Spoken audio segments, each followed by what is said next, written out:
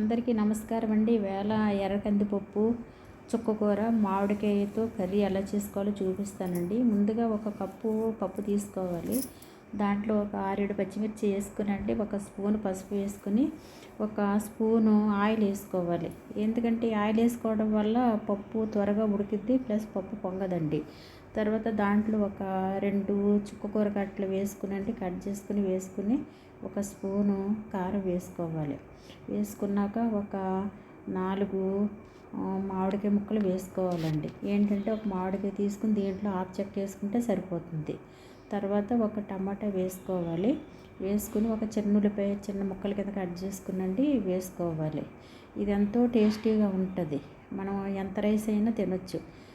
తర్వాత అది విజిల్ పెట్టక్కర్లేదండి. మూత పెట్టి బాగా ఉడికిందాకుండి మనకి సాల్ట్ సరిపడినంత సాల్ట్ వేసుకుని అది గరిటెతో బాగా మెదపాలి. ఇది పప్పు గుత్తి అక్కర్లొద్దు, ఎందుకంటే త్వరగానే ఉడికిపోద్ది కాబట్టి పప్పు గుత్తి అక్కర్లొద్దు, విజిల్ కూడా అక్కర్లొద్దండి.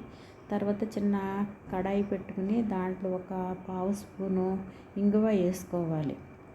ఇంగువ వేసుకుంటే ఎంతో స్మెల్ ఎంతో బాగుంటుంది, టేస్టీగా కూడా ఉంటుందండి.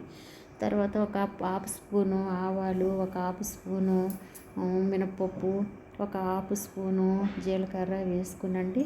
దాంట్లో ఒక 6-7 వెల్లుల్లి రెబ్బలు వేసుకుని బాగా వేగనివ్వాలి. వేగాక ఒక 3 ఎండుమిర్చి ముక్కలు వేసుకునండి, కొద్దిగా కరివేపాకు వేసుకుని బాగా వేగిందాకుండి పప్పులో తిరగమాత వేయాలి. ఇది ఎంతో టేస్టీగా ఉంటుందండి, పుల్ల పుల్లగా చాలా బాగుంటుంది. ఎంత రైస్ అనే తినొచ్చండి. మనం అసలు ఎంత రైస్ తిన్నా కూడా మనకు తనివి తీరదు, అంత టేస్టీగా ఉంటుంది. తర్వాత దాంట్లోనండి ఒక మనం రైస్లోను ఈ పప్పు వేసుకునండి, కొద్దిగా కొద్దిగా ఆవకాయ ముక్క వేసుకునండి, సైడ్ని ఉల్లిపాయలు పెట్టుకుని తింటే ఉంటుందండి మజా. మీరు అసలు రోజు కూడా ఇది ఇలానే చేసుకుని తినాలనిపిస్తుంది. ఎంతో టేస్టీగా ఉంటుంది. మీరు కూడా ట్రై చేయండి ఒకసారి. నేను చెప్పడం కాదండి, మీరు ట్రై చేస్తే తెలుస్తుంది అన్నమాట.